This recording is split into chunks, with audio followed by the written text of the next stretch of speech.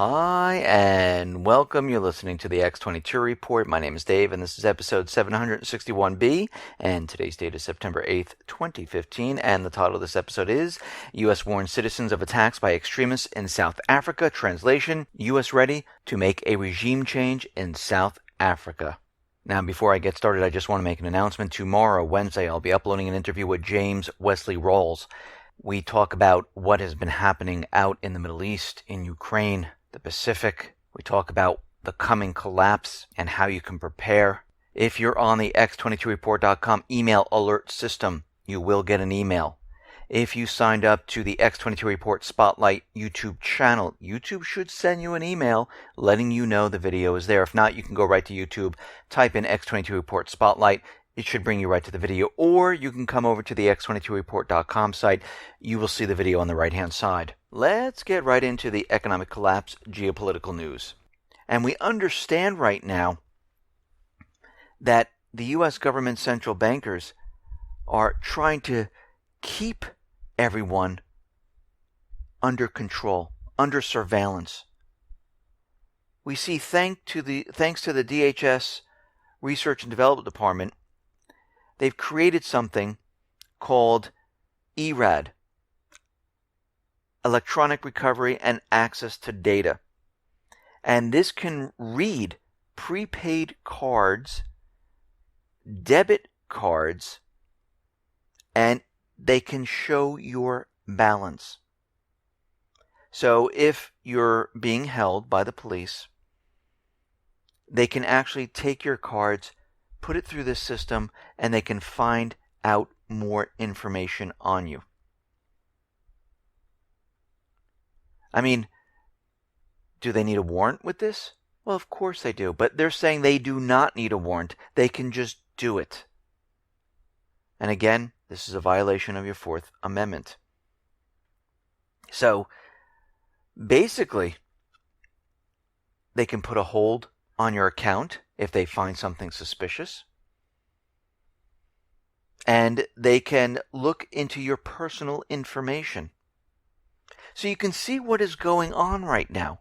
You see that the government is pushing the boundaries right now as far as they possibly can to search you in many different ways. One, by using the NSA to read, listen, videotape you electronically, to search, pat you down physically in the airports using the TSA and sporting events, pretty soon on trains. And now they're even going into your bank accounts to see what you have. This is a fascistic society. And it seems like all the private Western central bank countries are moving towards this with their draconian laws. Now, out in Europe, we see European farmers, they are protesting the plunging food prices, and they're blaming all of this on Russia's food embargo. And right now, they are basically protesting. They were parading around with their tractors, and it was peaceful to start out with, but then it turned violent. And farm equipment rammed police barricades. Police released tear gas and water jets in response to the farmers unleashing their hay cannons. And the whole thing just got out of hand completely because people are upset. People, when they're not making the money, they're finding it very hard to survive, and you back them into a corner, they have no other choice. And this is happening all around the world. We see South Sudan right now is looking to call in international monitors to observe the ceasefire, because we know the U.S. government pressured South Sudan to sign the ceasefire deal. Of course, they want them to have a transitioning government.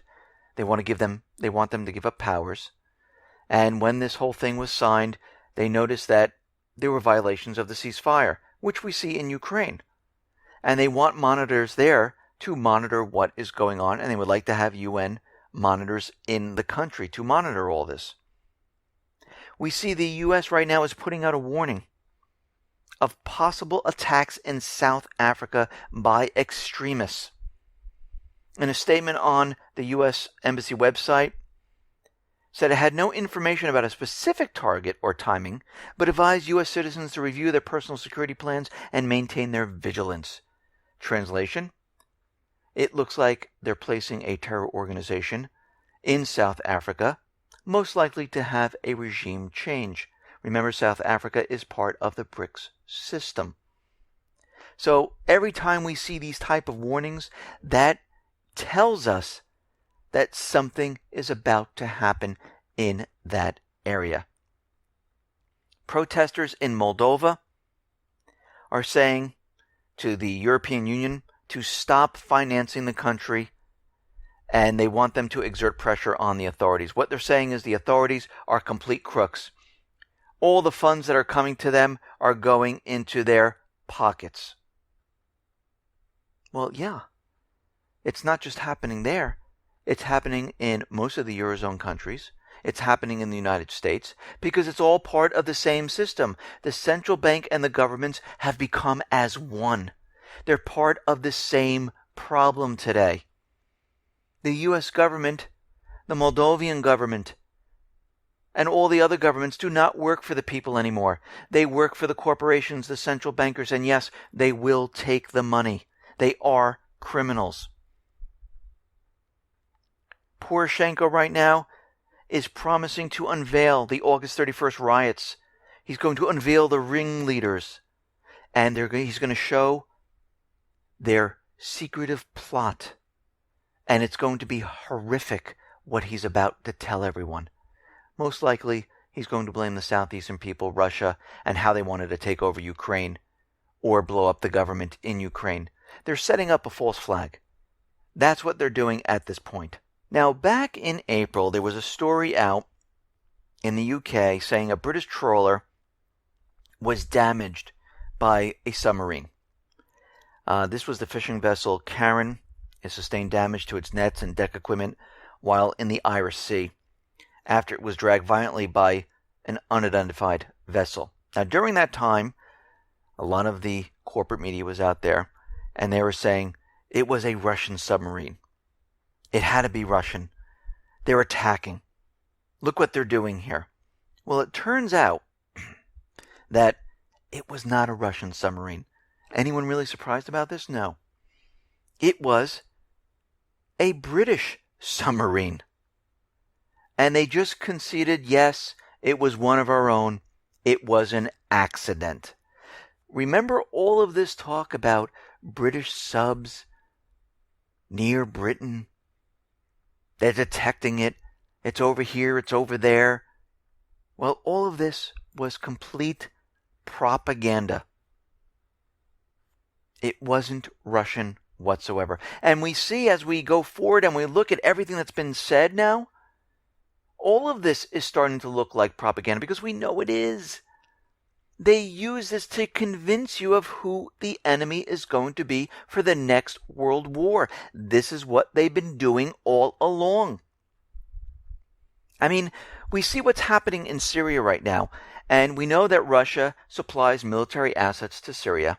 We understand they're setting up a base, and we've seen propaganda out there that Russia now is flying their military jets in Syria and bombing the Islamic State. Well, right now, it's starting to look like this is a lot of propaganda. Yes, the first part, they're bringing in military assets, they're setting up a base, they're protecting their ally. That much is true. But all this other propaganda, as we see right now, is being pushed out there to say Russia is the enemy. Because right now the United States is backed into a corner. They know that Russia is calling them on the Islamic State, saying if it's truly terrorism, then we should all be included. And the United States government central bankers are fighting back. They've told Greece to block the Syrian aid flights. And Greece said, well, we're not going to do that. We don't want to mess up our relationship with Russia, of course, we know the Turkish pipeline is going to come through Greece, so they don't want to mess with that. But Greece is saying that Russia right now plans to use an air route to the east of Greece to transport aid into Syria.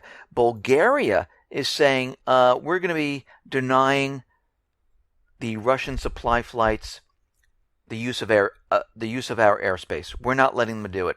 Why? Because they're saying we have enough information that makes us have serious doubts about the cargo of the planes, which is the reason for the refusal. Well, the cargo of the plane are as follows. 20 tons of humanitarian aid, including tinned meat, fish, milk, sugar, blankets to the city of Latakia. In May, the city received about 21.5 tons of supplies from Russia. Yemen also receives humanitarian aid from Russia. And it looks like they're just completely blocking all of this. They don't want the people, and I'm talking about Assad's people, getting the humanitarian aid. And we see that the U.S. is pushing this propaganda very hard to convince us that Russia is going to be the problem, and this is why war is going to break out in Syria. But we know this is not the reason. The reason is because they're using the Islamic State, which is the proxy army, to go after Assad, and we know in the end, Russia is not going to let this happen. We see Russia is going to be setting up air bases in all CSTO countries. And the CSTO is an intergovernmental military alliance formed in 1992 with 6 members, which is Tajikistan, Kazakhstan, Kyrgyzstan, Armenia, Belarus, which also includes Afghanistan and Serbia. These are observer states. Russia currently has air bases in Kyrgyzstan, Armenia, and is planning to establish an air base for fighter jets in eastern Belarus in 2016. So again, what we're seeing here is Russia is preparing for this war. The United States government central bankers are provoking this war. Now, the Syrian government is denying the rumor that's going around that the Islamic State, the proxy army to the United States government central bankers, that they've captured the last government-controlled oil fields. They're saying this is absolutely false. And this story originally came from the Human Rights Watchdog, which is controlled by the U.S. government central bankers, and they give a lot of disinformation. And we're starting to see that they have once again gave out disinformation about what was really going on there. And from the Syrian government, they're saying that the Islamic State had captured Giselle, the last oil field under Syrian government control, late on Sunday, but it really didn't happen. What happened was the Islamic State militants had overrun 5 Syrian army positions in that area on Saturday, but the military managed to return 3 of them the next day and 2 on Monday. So right now, the Islamic State, the proxy army for the United States government central bankers, they do not hold the last oil field. Yes, they would like to get their hands on it, but they do not have it right now. Now, Russia is coming out saying all this information about them fighting in Syria is complete and utter disinformation. They're saying it is not true. We do not have any jets flying in there. We don't have our troops in there fighting whatsoever. We are giving Syria aid. And it looks like that the U.S. government central bankers are continually pushing this, continually trying to show that Russia is involved at this point, because it looks like they're going to be making their move into Damascus. We see that everything is being set up. And if it doesn't go as planned, they're going to be saying that Russia stopped them. We're at war with Russia. And they're building this up to convince everyone. Now, Britain is saying that British troops could be deployed to Syria to help set up safe havens for the refugees. So they're going to bring in troops. They're going to be setting up safe havens in Syria for these refugees. Well, we know what's really happening. They're going to be bringing in the troops. Maybe a small portion will be for the refugees. The others will be going to fight Assad. So this is a little trick they use to make everyone believe they're trying to help the refugees. They could care less about the refugees. Their main goal is to get Assad. We see Turkey invaded Iraq. The Turkish ground troops entered northern Iraq on Tuesday as part of a short-term operation to capture Kurdish rebels who crossed the border after attacking and killing 16 soldiers. The size of the operation was not immediately clear, but they're saying that there was about 2 battalions that entered the northern Iraq area. Now, we've seen this before. If we go back to 2008, Turkish soldiers entered Iraq in a similar effort to eradicate the PKK. It was called Operation Sun. We saw, going back in 1995, Operation Steel, 1997, Operation Hammer, and Operation Dawn. And they've been doing this all along. Whenever they want to go in to Iraq, they use an excuse. When they want to go into Syria, they use an excuse to bring troops into the area. And, of course, Washington says, well, yes, the PKK is the enemy. They have every right to protect themselves. They have every right to go into a sovereign country and bring military assets and troops into the region. No, they don't. But, of course, they pretend they do. Now, we see the Moscow Stock Exchange was halted. They're saying it was some type of virus or something, and the Moscow Exchange was not going down at that point. Actually, it was doing very well. And they went to their backup systems to resume their trading. So something hit their markets to try to bring them down. I can't imagine who it was. And we're seeing a lot of this. We're seeing a lot of these little attacks here and there, chemical plants, stock markets being hit, viruses being planted. And we see right now the United States government central bankers, they're getting prepared for cyber war. We know if anyone attacks the United States already, the Pentagon says that any type of cyber attack is an act of war, which can be handled with a physical attack. And we see at this point in time, as the U.S. government central bankers continually provoke these countries, eventually a country will fight back. They will not sit and take it. And this is what they're hoping for. They're hoping a country lashes out.